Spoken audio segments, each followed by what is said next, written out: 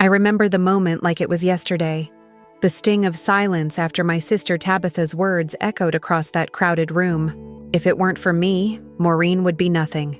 The crisp clarity of her voice cut right through the chatter at my cousin's wedding, and suddenly, all eyes shifted to me, some wide with awkward surprise, others skimming away like they wanted no part in the tension she'd ignited. My chest tightened, a sudden wave of heat rising to my face, and for a split second, I felt like I might disappear under the weight of her cruelty. Yet, I forced a smile, barely a whisper in return. That's not true. The lie tasted bitter on my tongue, but I needed to hold it together, for the sake of appearances, for the sake of my own dignity. My name is Maureen Clark. I'm 31, and I've spent most of my adult life operating behind the scenes, smoothing over family crises, juggling tight deadlines at a bustling Chicago marketing firm, and quietly ensuring everyone else's burdens are lighter, even if mine kept growing heavier. At work, I'm a senior marketing analyst, respected for my diligence and insight, steering high-profile campaigns without complaint. At home, I'm the reliable one, the silent provider who covers medical bills, tuition, and mortgages, while no one else seems to notice the sacrifices I make. To my family, it's just what Maureen does. The applause, if any, always goes to Tabitha, my older sister, the golden child, the favored daughter with her effortless charm and sharp entitlement. She claims she made me who I am, but lately her tone has sharpened. The family's laughter feels more hollow, and that sting of invisibility has grown harder to ignore. Still, I carry a secret power. The house where we grew up is legally mine, though I've never let that knowledge escape. Despite everything, I cling to hope that recognition might come. This is my story, even if it's been muted for too long. I can still hear my mother's voice, cold and clear from when I was 12.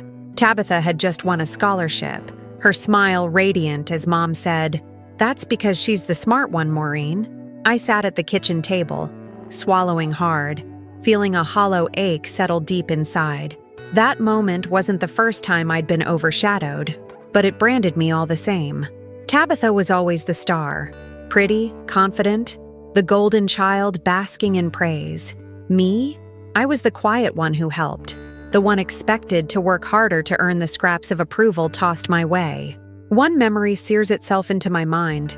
My 16th birthday party. I'd begged for a simple chocolate cake with strawberries, the one thing that made me feel seen. But that night, Tabitha's friends barely glanced my way, and my parents barely looked away from fawning over her latest achievement. I told myself, they love me in their own way, but the truth was raw and bitter. I was a shadow in my own family, a ghost eclipsed by Tabitha's glowing light. My parents' constant comparisons cemented her golden child status, and I learned to accept it as just tough love. Over the past 5 years, I've become the family's quiet bank. $70,000 went toward Mom's medical bills alone, a sum I never mentioned aloud. When Dad's business stumbled, I covered $50,000 to keep the mortgage afloat, and $30,000 more helped Lisa with tuition so she could chase dreams I'd quietly shelved. I canceled vacations I longed for, turned down promotions that would have uprooted us, and spent weekends babysitting nieces just to lessen Mom and Dad's stress. Daniel, my husband, often asks if I'm giving too much, his steady eyes filled with concern, but I want my family to see me as dependable. Yet when I mention these sacrifices, the response is cold, distant. Tabitha's sneers and dismissive comments sting sharper than any wound. Still, Daniel is my rock, reminding me I'm more than the sum of Tabitha's contempt. There's a secret I hold close to my chest. The house we all grew up in is mine alone, a legal fact I guard, hesitant to use as leverage. It's a quiet power buried beneath years of unspoken sacrifices and silent endurance. That afternoon at the wedding, after Tabitha's barbed remarks, the tension hung thick between us. Later, a cousin asked me quietly if Tabitha and I were close. I hesitated, swallowing the lump in my throat. Tabitha, overhearing, scoffed, "She's just a charity case." The words felt like shards of glass pressed against my skin. I escaped the table early, heart pounding, caught in a mix of humiliation and disbelief. When I found Daniel, I muttered, Maybe she's just stressed, hoping to soothe my own bruised pride. But doubt had taken root, a seed of mistrust slowly growing. In a small act of defiance, I quietly declined to host the next family gathering, a decision that barely registered as resistance in the sea of my usual passive acceptance. Still, I held back, unwilling to let anger break my carefully maintained calm. That night, I lay awake, wondering how much longer I could keep pretending everything was fine. After I declined to host the family gathering, I thought maybe the storm would pass. Instead, it gathered strength, swirling around me like a dark, choking fog. Within days, subtle whispers wound their way through the family grapevine. I heard snatches of conversations, words like difficult, ungrateful, and too sensitive, whispered behind my back. It was Tabitha's handiwork, the strings she pulled with expert precision. Mom and Dad approached me with hesitant eyes, their voices soft but laced with doubt. "Are you going through something, Maureen?" Mom asked one evening, her tone almost pitying. Dad nodded in agreement, adding, "We just want to understand." Their concern felt more like a veiled accusation, as if I was the one destabilizing the family peace. Lisa, caught in the middle of it all, wavered uncertainly. "Maybe you're overreacting," she said once, after one of Tabitha's subtle digs. Her confusion stung more than the attacks themselves, because it meant the narrative was sinking in. Flying monkeys appeared, relatives I barely spoke to calling under the guise of checking in, but their questions felt like probing mines. "Why can't you just let this go?"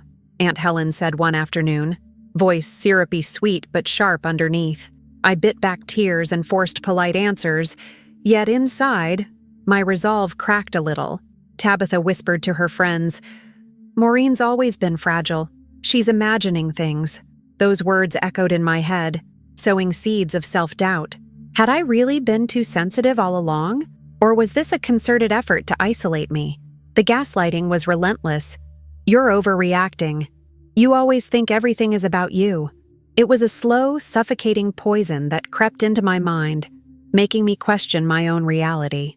Desperately, I clung to Daniel's steady presence. "Don't let them get inside your head," he urged, his voice calm, but firm. Still, the tightness in my chest, the gnawing loneliness, grew heavier every day. I began to retreat, doubting my instincts, questioning if I had been the problem my whole life. Yet beneath the doubt, a flicker of defiance remained. This wasn't just family drama, it was a calculated campaign. Tabitha wasn't just dismissing me, she was weaponizing the family against me, turning their love into a cage. I resolved silently to find a way through this, even if it meant standing alone. Determined not to let the silence stretch any longer, I reached out and arranged a family dinner, hoping to mend what had cracked. When Tabitha agreed to come, I felt a fragile thread of hope.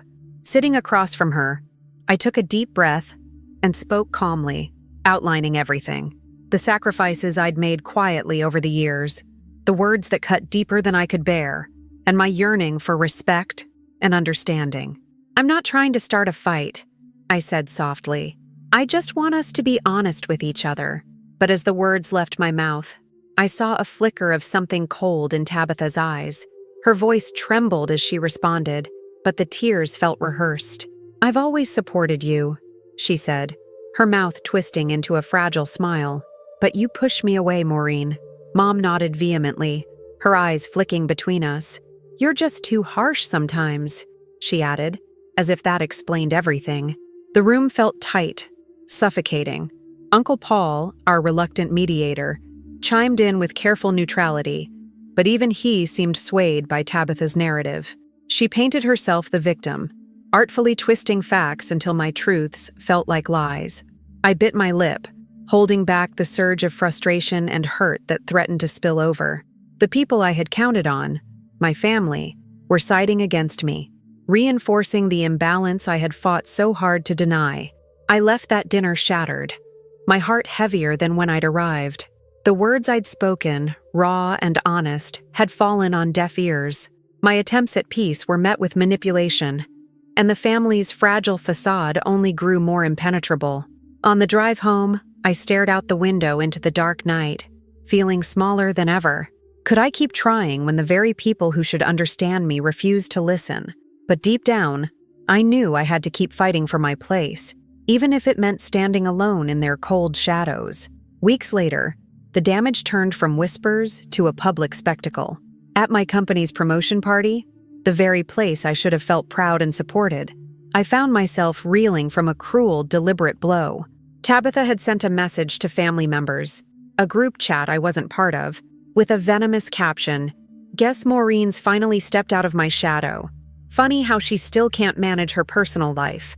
Attached was a screenshot of a private text I'd sent years ago, confessing a painful failed relationship I'd never shared with anyone beyond Daniel. I could feel the air thicken around me as the message made the rounds, and I caught the uncomfortable glances from Daniel's closest friends. Their faces tightened, eyes flickering with unspoken sympathy, but also disbelief. The humiliation was visceral. The sting wasn't just emotional. It threatened my professional reputation. This was where I'd built my identity separate from family drama, where I was respected, capable, and valued. Yet Tabitha's cruelty seeped into this sanctuary, turning my private vulnerability into public ammunition. When I confronted her later, her smirk was a dagger. "Welcome to reality," she said, voice dripping with malice. The calculated nature of her attack made it clear. This was no mere sibling rivalry. This was war, and I was on the front lines, exposed and vulnerable. I clenched my fists, fighting the urge to scream, to break down. Instead, I swallowed hard, knowing this fight had become far bigger than me. Despite the growing chasm, I made one last desperate attempt to bridge the divide. I reached out to Tabitha with a message, stripped of anger, full of sincerity. "I need honesty and respect," I wrote plainly. "Can we start over?" My fingers trembled as I hit send. The silence that followed was suffocating, until the reply blinked on the screen. "You'll never be enough." The words hit like a slap, cold and absolute.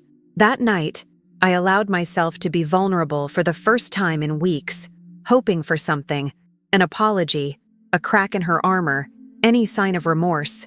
Instead, I found only rejection, a wall of cruelty thicker than before. I stared at my phone, the glow harsh in the dark room, and realized the line had been crossed. I had done everything I could, offered peace, forgiveness, an olive branch. But Tabitha wasn't interested in reconciliation. The damage was deeper, the wounds self-inflicted and sharpened with intent. I felt a strange mixture of exhaustion and resolve settle over me. The hope that once flickered was now a cold ember. This wasn't a family dispute. It was a battle I might have to face alone. But even in that solitude, I knew I wouldn't break. Not yet. The weight of their cold shoulders pressed down on me like an invisible, suffocating shroud. After that family dinner, the subtle shifts hardened into something unmistakable, an exclusion that wasn't accidental but deliberate. Tabitha's words, sharp and poisonous, echoed with cruel precision in every gathering. Weak, pathetic, too fragile to handle real life. Labels she wielded like weapons, turning once warm family spaces into hostile territory. Even Lisa, my niece with her usual spark, paused when she looked at me lately, uncertainty flickering in her eyes. Was she doubting me too? My mind twisted in knots. I felt myself shrinking, retreating into a cold shell of silence. At the office, I forced smiles and blistering deadlines. But inside, the gnawing question looped endlessly. Was I the problem? Maybe I was too sensitive, too needy, too flawed to fit the mold they wanted. The self-doubt wasn't a whisper anymore. It was a relentless roar. I replayed every interaction, every conversation, searching for where I went wrong, trying to untangle the mess of hurt and blame. The exhaustion seeped into my bones, making mornings harder, nights lonelier. The quiet house around me felt empty. No chatter, no warmth, just the echo of my own doubts. Daniel was the only anchor. His quiet presence beside me was steady and unwavering. "Don't let them rewrite your story," he said gently one night, brushing a stray lock of hair from my face. His eyes held a fierce protectiveness, but even his strength couldn't fill the emptiness spreading inside me. I wanted to believe there was a way back to the family I'd known, or at least to some kind of peace. But with every passing day, the walls rose higher. Tabitha's smile, so practiced and cruel, haunted me. I realized then, with a sinking heart, that I was standing on the edge of something dark, alone and vulnerable, my trust fractured beyond repair. The breaking point wasn't far now. Something cold and clear was beginning to take shape beneath the hurt. The anniversary party was supposed to be a celebration, a moment to honor my parents' 60 years together. Instead, it became a stage for betrayal so blatant, it shattered the fragile remains of my hope. As the room buzzed with laughter and clinking glasses, Mom and Dad stepped forward, their smiles tight and rehearsed. "We are proud to announce," Dad said, voice loud and final, "that Tabitha will inherit the family home." The words hit me like a punch to the gut. The house, the one place I had quietly secured, the one thing I'd thought was mine, was being handed away in front of everyone. Murmurs swirled through the crowd. Aunt Helen's voice cut through with icy certainty. Tabitha has earned this legacy. Maureen's contributions were simply expected. The sting of that statement burned deep, twisting my insides. I moved toward the table where the legal papers lay, my hands trembling as I saw the signatures. Mine. Forged. Manipulated. The truth screamed at me, clear and merciless. Daniel stood beside me, his presence a shield against the storm swelling in my chest. And then, something inside me snapped. Not rage, but a bitter freezing clarity. The family I'd fought for, sacrificed for, was never mine to belong to. The veil lifted, and the hope I'd clung to died in the silence that followed. The betrayal was irreversible. A new resolve, cold and steely, began to take root in the ruins of my shattered trust. That night, alone in the quiet of our bedroom, the weight of years pressed down with relentless force. I traced the scars left by silent sacrifices, the unpaid bills I'd covered, the nights spent wiping away tears no one saw, the countless times I'd swallowed my pain to keep the peace. Tabitha's venomous words echoed, and the crushing pattern was undeniable. This wasn't a new wound. It was a lifelong ache, a constant erosion of my worth. Anger surged up, raw and scorching, mixing with the deep, aching pain beneath. I clenched my fists, tasting the bitterness of betrayal, the cold fire of disappointment. I whispered to the empty room, "Never again." The vow wasn't born of hatred, but from a fierce awakening, a refusal to be invisible, to be the family's forgotten shadow. The house, that silent power I'd kept hidden, trembled in my thoughts. It wasn't about revenge, not yet, but about reclaiming control, about refusing to be a pawn in Tabitha's game. The tears came, slow and bitter, but beneath them lay a hardening steel. I was no longer a victim of their cruelty. I was waking up, and this time, I wouldn't be broken. Later that night, Daniel and I sat together in the dim glow of the living room, the silence between us charged with unspoken plans. "You deserve respect and fairness," he said firmly, his hand finding mine. His support was the steady flame I needed. I shared my fragmented plan, not fully formed but clear in its intent, to stop feeding the family's insatiable need for my support, to cut the tangled threads that bound me to their demands. "It's time they feel the consequences of their actions," I said quietly, the words tasting both bitter and freeing. Daniel nodded, cautious but unwavering. We agreed to start small, quietly withdrawing financial help, watching how they'd react to the sudden shift. Tabitha was the target. Her empire relied on my silent generosity. For the first time, I felt a shift within myself, a strategic calm replacing the storm of emotions. This wasn't about passion or anger anymore. It was about precision, about carefully reclaiming the power that had long been denied to me. I wasn't just surviving anymore. I was preparing to fight back on my own terms. I sat at the kitchen table, a thick ledger of family expenses spread before me like a battle map. Mortgage payments, car insurance bills, medical expenses, the cost of childcare, all the threads of support I'd woven for years were laid bare. It was exhausting, the sheer volume of what I'd carried silently. But the most draining part was realizing how much the family depended on me, not just financially, but emotionally. I thought about the late-night calls when Tabitha couldn't handle her drama, the rides I'd given Lisa when no one else could, the tension I'd smoothed over at family dinners. These weren't small things. They were lifelines for them, even if unacknowledged. I'd reached out to an attorney, a quiet strength in this storm, to confirm what I suspected. Legally, the house was mine. The mortgage papers carried my name alone. I sifted through bank statements and tax returns, each one a testament to my sacrifices. Meanwhile, I began collecting messages, texts where Tabitha's demands for money or rides were as casual as breathing. There was an irony in her obliviousness to her own growing debts, hidden like a festering secret beneath her polished surface. I noted it all, carefully documenting every instance, proof of my contributions, of her dependence. Sitting back, I felt a strange mix of exhaustion and clarity. The truth hit me hard. They needed me more than I needed them. That realization was both a wound and a weapon. It meant I held leverage, a flicker of control in a family dynamic where I'd long been invisible. It was the first time I could see the possibility of dismantling their toxic hold on me, methodically, and without the chaos of emotion. For once, I wasn't just the silent provider, I was the strategist. And this inventory was my blueprint. I whispered to myself, "This ends on my terms." The weight of years pressed on me as I closed the ledger and looked around the quiet house. I wasn't naive. I knew this was only the first step, but it was mine, the foundation for reclaiming my life. The thought sent a shiver through my chest.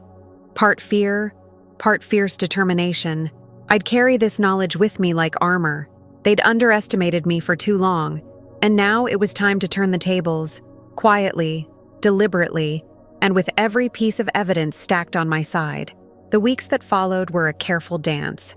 I changed passwords to every bank account and credit card linked to mine, switching emergency contacts to Daniel's name.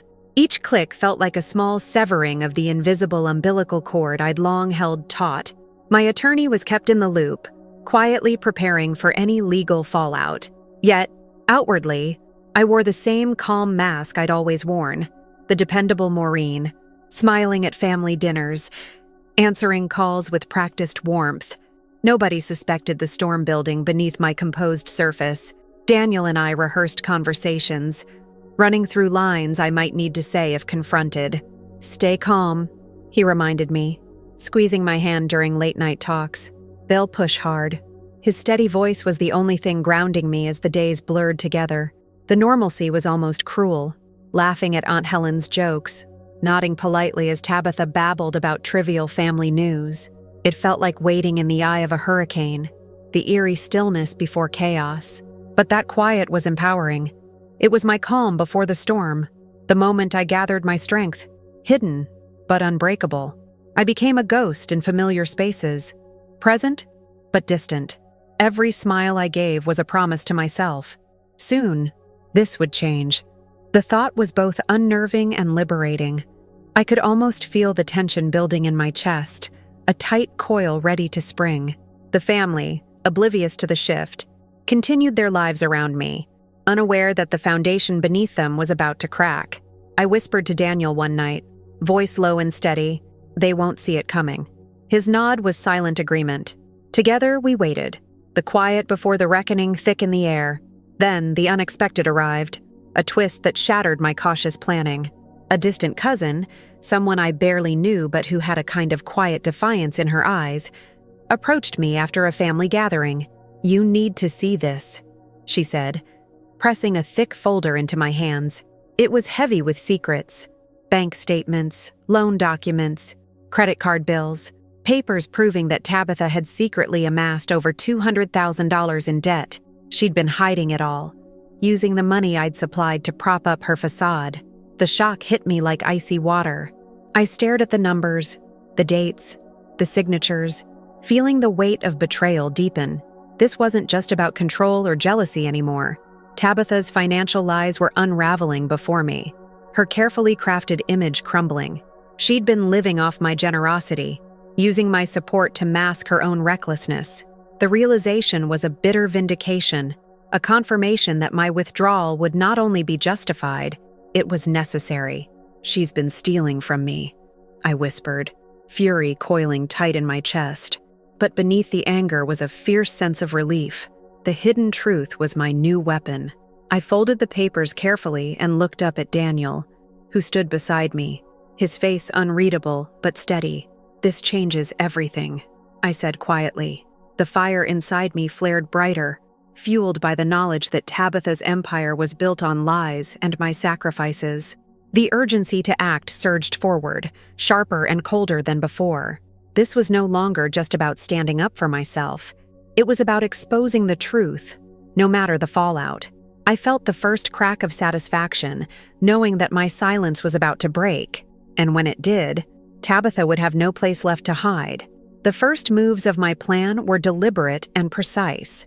I stopped paying the mortgage, letting the latest installment slip past due. Medical bills I'd always covered went unpaid. The credit cards tied to my accounts were disabled with no warning. I crafted polite, measured emails, declining requests for financial help, careful not to inflame, but firm enough to draw a line. The text messages I sent were short, professional, and resolute. I wasn't angry. I was resolute. For years, I had been the safety net. Now, I was untangling myself. The family noticed immediately. There was confusion, the kind that ripples through quiet water before a storm. Tabitha's voice, once confident and commanding, started to waver as bounced checks and mounting bills piled up. Her control slipped, her carefully maintained image showing cracks. I could almost hear the creak of her facade fracturing under the weight of reality. But I remained calm, discussing logistics with Daniel in hushed tones, my voice steady, betraying none of the turmoil beneath. This was no longer about emotion. It was strategy. At family gatherings, I was still present, still composed, but my transformation was clear. I was no longer the passive provider, the invisible hand smoothing every rough edge. Instead, I was a force of quiet change, dismantling the toxic web thread by thread. The first ripple had spread. Confusion sowed among relatives who couldn't understand what had shifted. Tabitha's grip faltered, and with every missed payment, the balance of power tipped. It was a slow unraveling, but one I controlled. For the first time in years, I felt a cold satisfaction, not in cruelty, but in reclaiming my dignity and my life.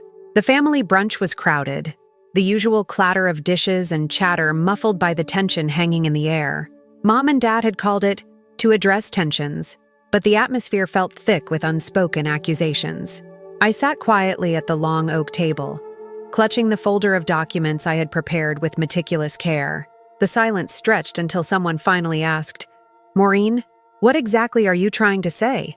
My voice was calm, steady as I began. "I want to clarify the ownership of the house," I said, sliding the mortgage papers across the table. "The mortgage is in my name alone. Despite what's been said, I have been the one financially supporting this house for years." I could see the shifting expressions around me, curious, skeptical, uncertain.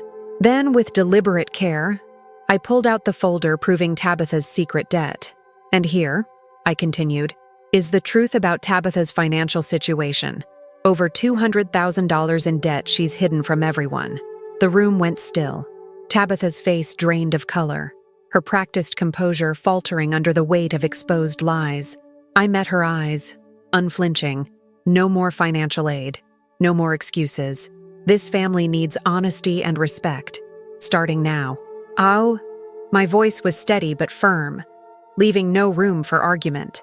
Some relatives nodded quietly, others avoided my gaze, embarrassment flickering in their eyes. The power balance had shifted, the silence a testament to the shift. For the first time, I was in control, clear and unshaken. Tabitha's lips pressed thin, her breathing uneven.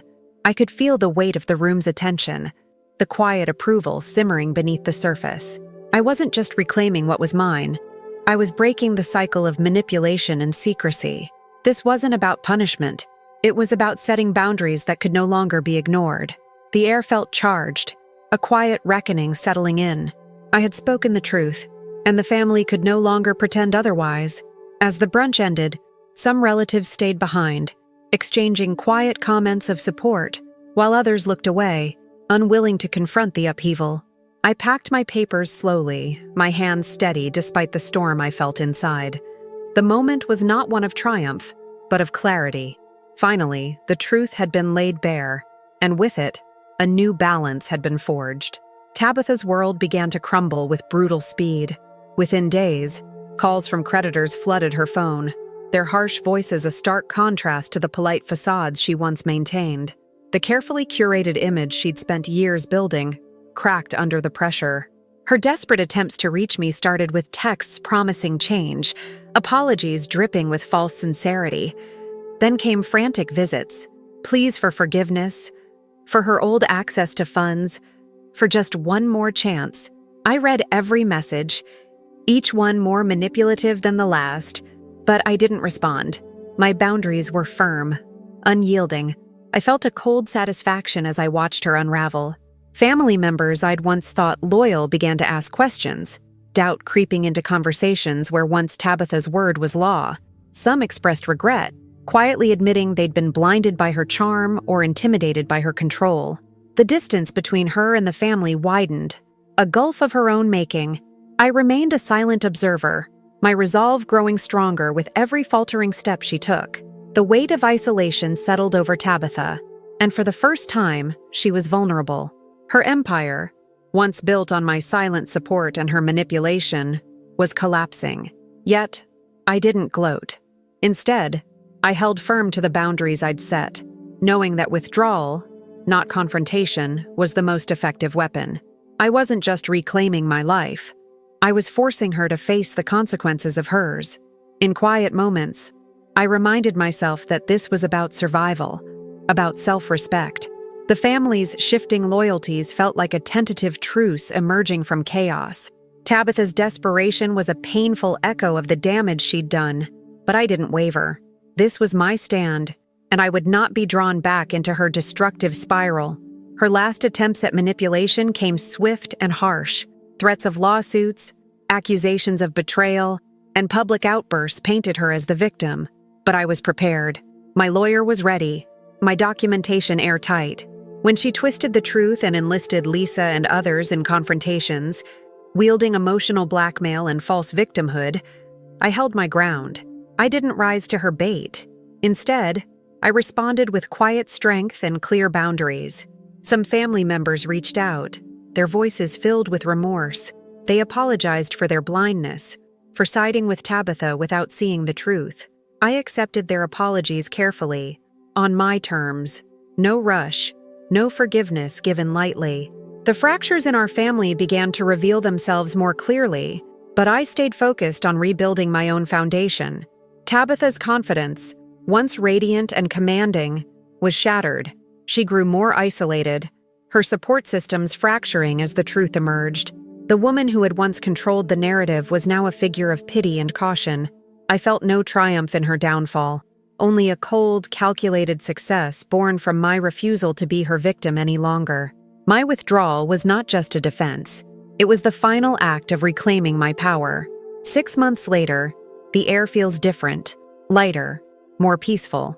Family gatherings are smaller, more intimate. I spend holidays with Daniel and Lisa, surrounded by those who respect the boundaries I fought to establish. Tabitha remains distant, a shadow living with the consequences of her choices, while I've reclaimed my autonomy. No longer invisible or overshadowed, I am a woman who commands respect on my own terms. The quiet mornings, the peaceful dinners, the simple comfort of being truly seen. These are gifts I never thought possible. Reflecting on this journey, I don't regret the cold clarity that saved me. The path was painful, marked by loss and hard decisions, but it led me to a place of freedom I'd only dreamed of. I'm no longer tethered to their expectations or demands. My future is mine to shape. There's no need for grand declarations or moral lessons. The peace I carry now is proof enough. Boundaries set in pain have become walls of protection, and within them, I can finally breathe. The past still lingers, a quiet echo, but it no longer defines me. I am whole, unbound, and ready for whatever comes next. The quiet strength inside me hums with possibility, a steady flame lighting the way forward.